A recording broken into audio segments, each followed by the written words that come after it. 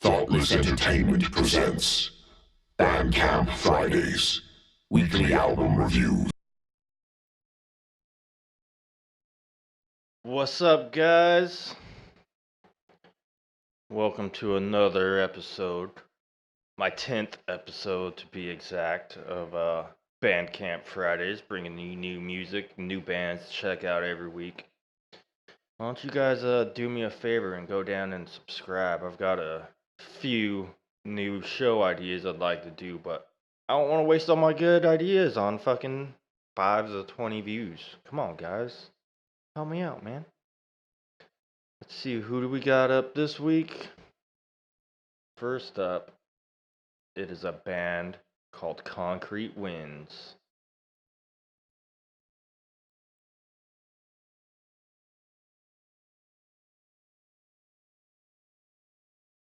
Predictable and comfortable in metal music.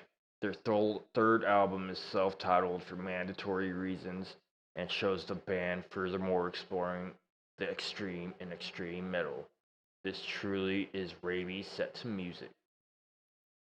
While their debut 2019's Primitive Force was a beacon of strife and stretching and redefining the boundaries of unholy, grinding death metal, the successor, 2021's Nerve Butcherer, pushed the limits even harder and set new standards in the world of audio bulldozing. So, let's find out if this album is as good as they make it sound. And I'm really interested to find out myself because I filmed like 4 of these at the time, so it's been like a month since I fucking listened to this and I don't really remember. It came out in August 2024 and they hail from Finland. I would describe this album as unintelligible noise. The opening track, Concrete Winds, wastes no time trampling you from the first second. Chaotic and disorganized, dissonant and unnerving, an auditory panic attack that only lets up to disorient you. The production. The snare is barely audible, the kick fills up a lot of space, and I really have no idea what I am hearing. The guitars are like Tom Morello on speed and LSD, just making cool, unintelligible noises. The highlights of this album. Nothing makes sense and I can't tell what's going on. Subterranean Persuasion is the first track that has a riff you can kind of tell is actually playing something, but it doesn't last long. It reminds me of being tortured. If you want to freak someone out, blindfold them and put this on headphones. This is my first ever one. This noise court or something, I am not a fan. So hopefully this next album is a little bit better.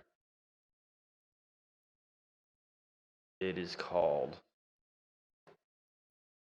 Crypt Sermon. Stygian Rose, or is it Stygian Rose? Came out in June of 2024.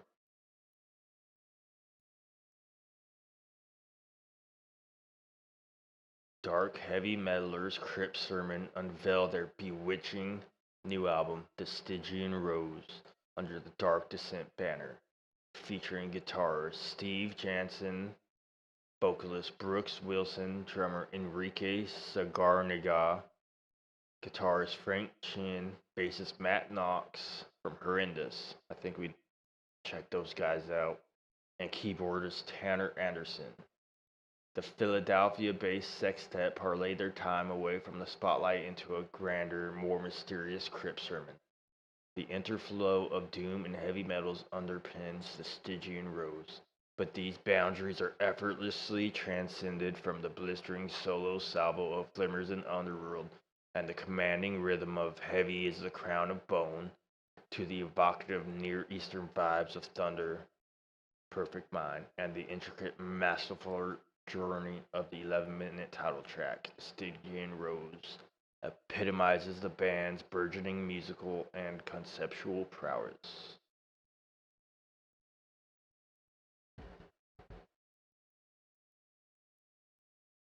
I would describe this album as thrashy old schoolness with a modern touch. The opening track, Glimmers in the Underworld, starts with a brief keyboard intro and sick drum fill. It has some cool thrashy guitar playing. It's very old school metal with talented musicians, a relief after that last record. Aggressive singing and a lot of dynamics and a lot of shredding yet tasteful solos. Production features a big fat beefy snare drum with well-tuned toms. The cymbals are clear and crisp and a thick thuddy snare. I think I meant a thick thuddy kick. The guitars sound great and I really like the tone of the clean parts. The rhythm guitars are both heavily distorted but come out crisp and clear, and the solos sit very well in the mix. The bass fills out the low end very well. Pay attention and you might miss it because it just sits in the mix so well. Down in the hollow sounds like a keyboard with the drums pitch shifted way up before coming back down to reveal they are in fact drums.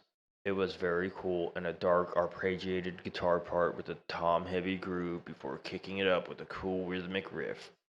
Heavy as the crown of bone is a headbanger, and Scrying Orb has a very cool Michael Myers intro. I think this album both needs and deserves a few spins to comprehend everything. There were a couple songs I had to restart, and I think it will take a couple times to really get it. But at first listen, this album gets an 8. And then last but not least for this album this week, we have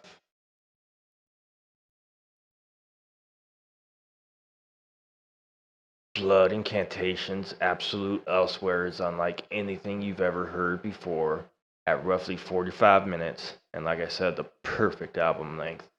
The two compositions that make up this album are as confounding as they are engaging in their scope, melding the 70s prog leanings of Tangerine Dream with the deathly intent of Morbid Angel. Absolute Elsewhere, which takes its title from the mid-70s prog collective, best known as a celestial stopover for King Crimson drummer Bill Bruford. Blood Incantation are leaving the notion of genre behind and writing a new language for extreme music itself.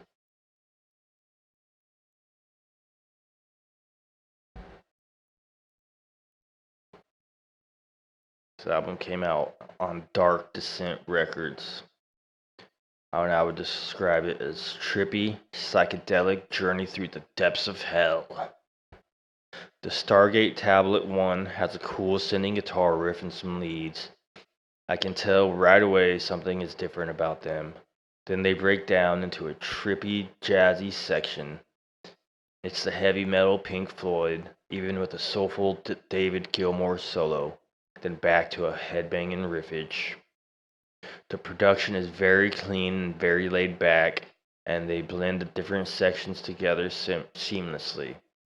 Lots of experimentation that seems to turn out successful. Whoever mixed this album did a really good job in making sure all the different sections match the vibe of the rest of the album.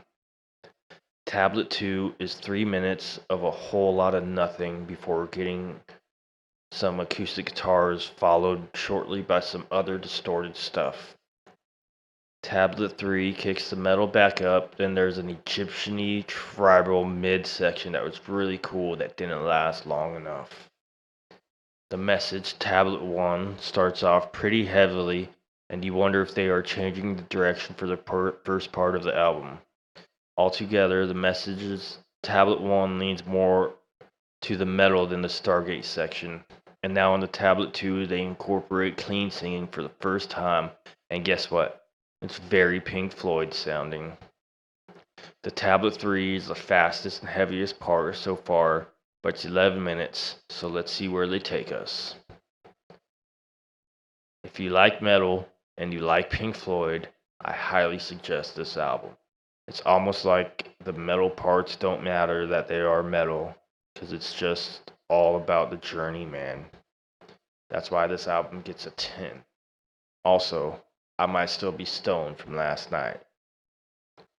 So, if you like checking out these new albums, go ahead and hit the subscribe button. Let me know if you agree with me down in the comments. Maybe you like them, maybe you hate them. Maybe you hate what I like, and maybe you like what I hate. Argue about it later.